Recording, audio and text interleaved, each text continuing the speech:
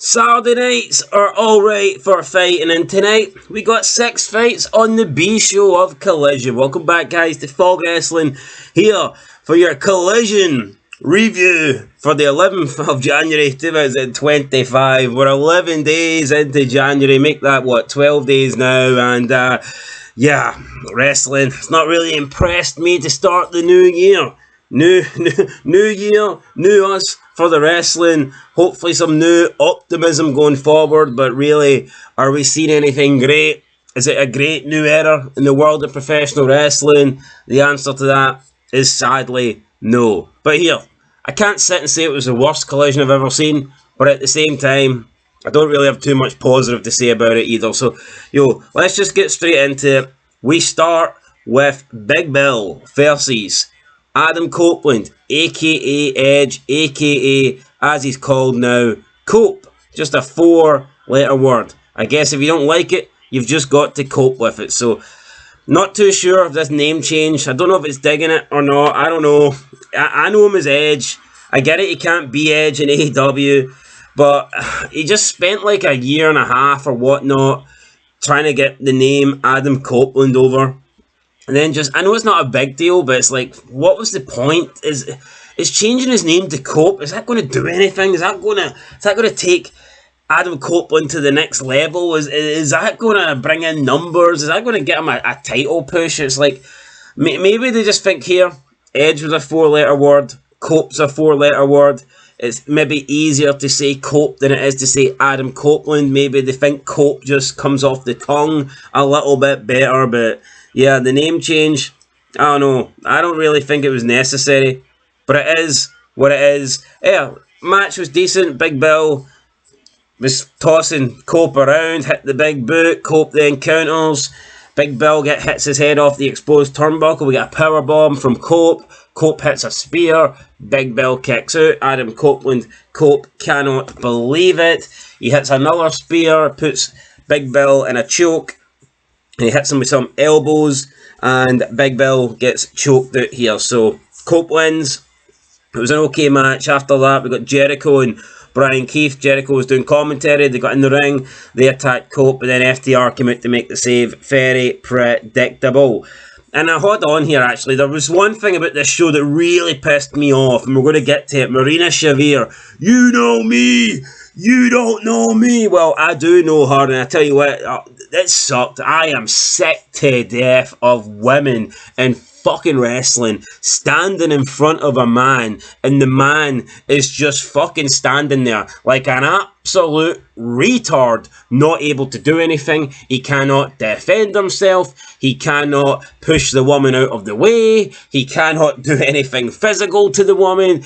She's like a barricade. It's like Donald Trump has just built a big wall, like a massive wall. You've got a 5-foot woman, but you put her in front of any man, and she becomes 15 foot tall, and the guy can't do nothing. It's fucking retarded, man. What are we doing? What are we doing? In real fights, in life and death situations, this wouldn't happen. It just would not happen. So I don't know why it happens in the professional wrestling business, but I'll talk more about that when we get there. Anyway, Kenny Omega returns next week. He's taking on Brian Keith. Congratulations. Hangman Adam Page cut a promo talking about what he did to Swerve, and he had to do it to make up for what Swerve did to him, and he was going to do it for his family, and he stopped Swerve. He won in the championship. He ruined Swerve's life. He burnt Swerve's house down. He ruined Swerve's family, and then he says that he's put up with Christopher Daniels for too long. Daniels keeps sticking his nose in where it doesn't belong. Next week, Texas Deathmatch. Alright, Adam Hangman Page, he may be a loser. Punk may have called him a bitch and all this stuff that doesn't really understand with the business, and he kind of went against Punk, and instead of trying to make money with Punk and work with Punk, he was trying to shoot on Punk, and he thought that was the better way to go. But I will say, I think Hangman Adam Page cuts decent promos. He does. I mean, this was a decent promo. I'm not a big fan of the guy, but I thought this promo was decent. What I don't understand is, though, why is Hangman Page taking on Christopher Daniels in a Texas Deathmatch? Texas Deathmatch, to me, would suggest there's a lot of heat. There's a lot of hatred there, and the match is required. Honestly, I mean, Hangman Page, alright, he attacked Daniels last week on Dynamite or whatever, but is that really worthy of a Texas death match? Just seems a bit over the top to me, but who knows, who cares? Commander versus Pac. Pac wins, who cares? Honestly, I cannot stand Alex Abrahantes. This guy is like 46 years old, runs about the fucking ring with trainers on and gloves. Like, just a 40 plus year old mascot. What a loser. Honestly, what a fucking loser. Just never understood this Alex Abrahantes guy. Get him in the bin. Absolutely sucks. Wrestling Headlines said this was a good match, but they wanted to see another 10 minutes. No, fuck, I wanted to see 10 minutes less. I didn't even want to see 10 seconds. This match lasted too long. Who wants to see more Commander versus Pac? What a load of shit. Nobody cares about Commander or Pac. The bastard Pac. And no, mate, we don't care. You suck. Fuck off. You're about 4 foot tall. I mean, he is legitimately 4 foot tall. I cannot take the guy seriously. Screw him. Screw Pac. We get Wheeler Yuta and Claudio Cascagnoli making their way to the ring. The Outrunners make the save. We're getting the third match. They were going to attack Commander. The Outrunners come, and then the Outrunners lose to the Death Riders. And it's not the good Death Riders. I mean, it's Wheeler Yuta. I mean, if the Outrunners can't beat a team with Wheeler Yuta in it, then what are they doing? Who can they beat? The answer to that question is probably nobody. Maybe beat themselves off, but who knows? Aye, so the Outrunners lose, but I don't know. I mean, the crowd liked them. I don't really understand why, to be honest. They don't do anything special. They don't impress me. But like, I cannot sit here and say that they're not somewhat over with the crowds in attendance. So they do get a pop for whatever weird reason. So I mean, congratulations to them. Didn't help them tonight though. They got beat, but whatever. Fourth match, Mariah May versus Harley Cameron. I mean, I thought it was decent. I'm not going to complain. You got two hot women having maybe. I'm not going to. Yeah, well, fuck it, I will. It was more like a diva style matchup. You know, I don't need to see women go 15, 20 minutes and doing great technical wrestling. Honestly, I don't want women to do that. If I want that, I'll watch Benoit Angle. I don't want to see Harley Cameron and Mariah May put on a clinic. I'm not interested in that. You know, quick match here. Just both women looking good, fighting like what? I mean, that's the thing. Like, why do you want to watch a wrestling match and you've got women trying to fight like men? You know, it doesn't make any fucking sense to me. You know, like back in the day. I mean, Joey Styles, he called it right. You know, you got these women that they're like brawling on the cat fight. I mean, it is what it is. I'd rather see that than see these women try and put on matches like the men, because anytime we do try and see it, they're just not as good. You know, we see it all the time, especially on WWE. The women try to wrestle like the men, and they're just not as fast, they're not as agile, they're not as strong. Physically, they're just not men. Well, maybe somebody on the AEW roster is, but you know what I mean. It's like, why don't try and do what you're not good at. For me, Lita and Trish will always be the best because, you know, their style, they wrestled like women. So, aye, is what it is. Anyway, let's move on to the next one. It was, Mariah May won that. And then, Harley Cameron looked decent, is what it is.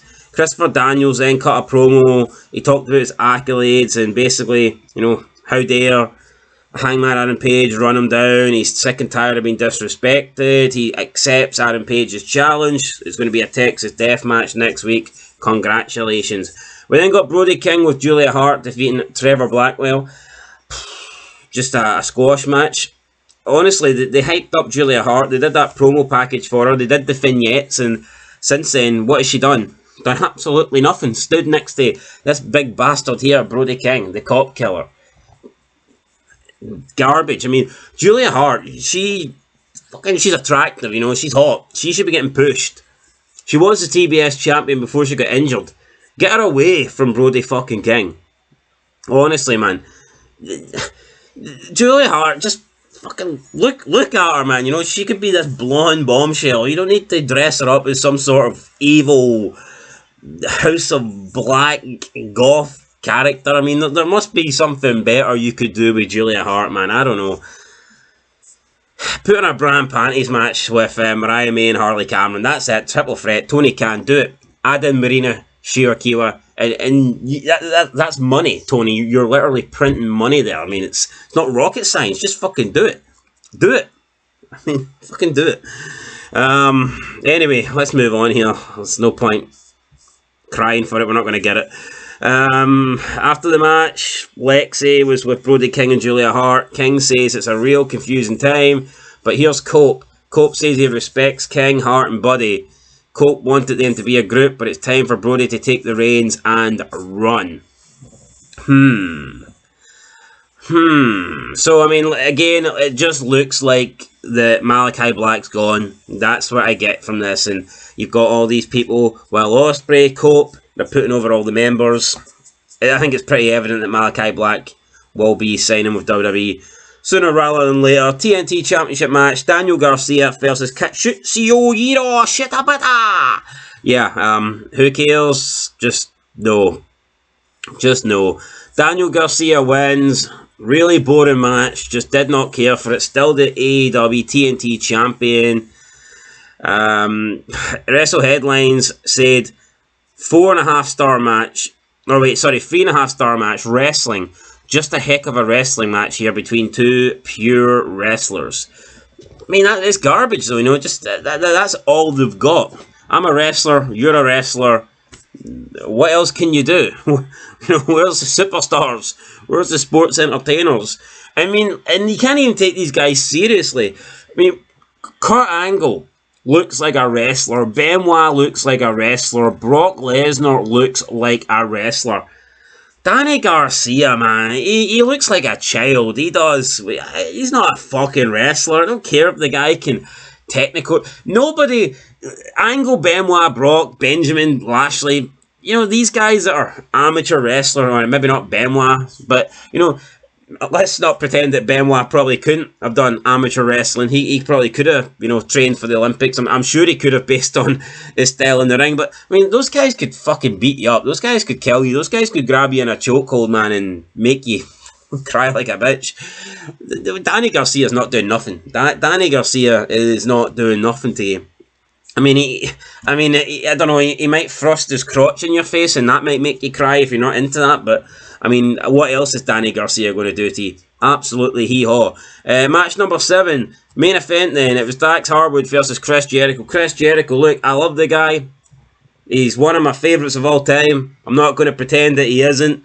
I'm not going to turn my back on Chris because he went to AEW or because he got fat. I'm not going to rewrite history and pretend that he was never good, because Chris Jericho, in his prime, I thought was one of the most entertaining guys on the roster. Was continuously able to reinvent himself time and time again. And he was a great wrestler to boot. I mean, Chris Jericho, right, he might not excel at one thing, but he was like great at everything. And I think that's a fair comment to say about Jericho. He might not have been a top tier wrestler, but he was probably he was the level down below. He might not have been the top tier mic guy, but he's like just a level down below, you know what I mean? If you're rating out of 100, then Jericho's hitting like 90. Jericho's getting 90 ratings on literally everything in pro wrestling. So, look, I'm not going to sit here and bash the guy,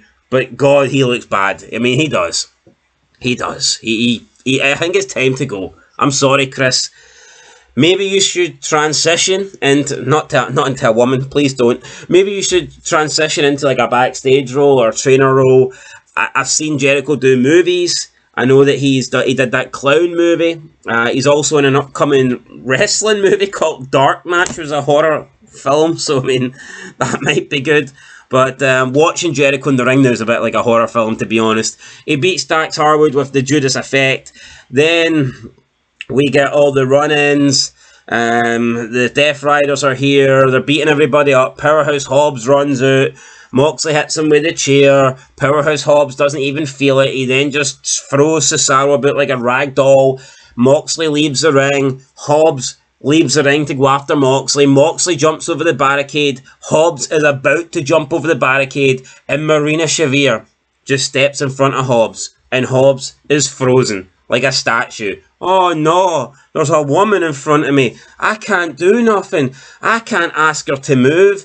I can't physically move her. I can't do anything that's aggressive towards her. I just have to let Jon Moxley get away. Or I know what I can do. I can just wait here like a dumbass and I can wait on one of the men attacking me from behind. Or even better, you know, sometimes I can just stand in front of the woman and I can let her beat the shit out of me and I can let her assault me and I'm not going to do anything because I'm a dumbass and I'm a man and she's a woman. You know, like what kind of fucking shit is this? Seriously, man. Seriously. So he just stands there looking at Marina Shafir. Then we get that Wheeler Yuta prick jumps off the steel steps. He gets caught. Hits with a fucking belly to belly overhead throw, I think, through the announce table. Side slam, belly to belly, aye, whatever. Who cares, man? Powerhouse Hobbs then puts him through the table, and that was pretty much it. I mean, that was it. You had bodies laying everywhere. You had Cope out there, you'd Cash, you'd the Learning Tree, you'd the Bad Apple, you'd pretty much everybody, and now it's going to be on Dynamite. Powerhouse Hobbs take it on Moxley for the belt, and we all know that Moxley's going to win, so what is the point? I'll tell you the point. Give us Shane McMahon, give us Vince McMahon, give us all the McMahon, give us 2002 Stephanie fucking McMahon, the fucking big juicy ass bending over the table. That's what we want. That is what we want. We don't want this shit that you're giving us today. We don't want fucking fat Piper Niven or dudes pretending to be women like Nyla fucking Rose. Give us the good shit. Come on. We're desperate here. We need it. We need something. Wrestling sucks. Give us something good, please. I'm begging you, Tony Khan. Tony Khan's the last hope. Look at Triple H. Guy's fucking retarded. He's a mark for his own little style of wrestling. You know that Triple H is never going to change. Triple H is always going to give you what we're getting now. That's all you're going to get under Triple H. I feel like Tony Khan can be bought, or Tony Khan can be pressurized. You know, I think Tony Khan could even be manipulated into giving us a style of wrestling that he doesn't like, but we like. You know, I mean, we need somebody to be able to sit down with Tony Khan and get them to somehow force him or get him to change his mind. I don't know. Just we've got to do something. I mean, we've got to get Tony Khan to give us a good product because we ain't getting it in WWE. And no other company's got the finances or the backing to do anything good. And we know that Tony Khan's his own ideas suck. So, yeah, look, fuck it. I might phone Tony Khan. Give me his number. I'll call him. I'll beg him. I'll do something. I'll promise him. I don't know what I can promise. I'll promise him 2 million ratings a week on Dynamite if he gives me the book. Let me book Tony. Anyway, guys, that's it. Collision. I mean, was it horrible? No. I feel like I've gave every wrestling show a free this week, and was Collision any worse? Maybe it was. You know what? I'll give it a 2. I'll give it a 2, and I might have gave it a 3. But I'm going to blame that on Marina Shafir. So there you go, Collision. Possibly could have gave it a 3, but the whole Powerhouse Hobbs, Marina Shafir thing, that fucking sucks. So it's getting a rating taken away for that. That's it, guys. Catch you in the next one. Being Fog Wrestling. Let us know your thoughts down below. Let us know what you thought of Collision. And let us know, would you like to see Fog Wrestling book AEW? I think that should be a thing. Make it happen. Anyway, till next time. Peace.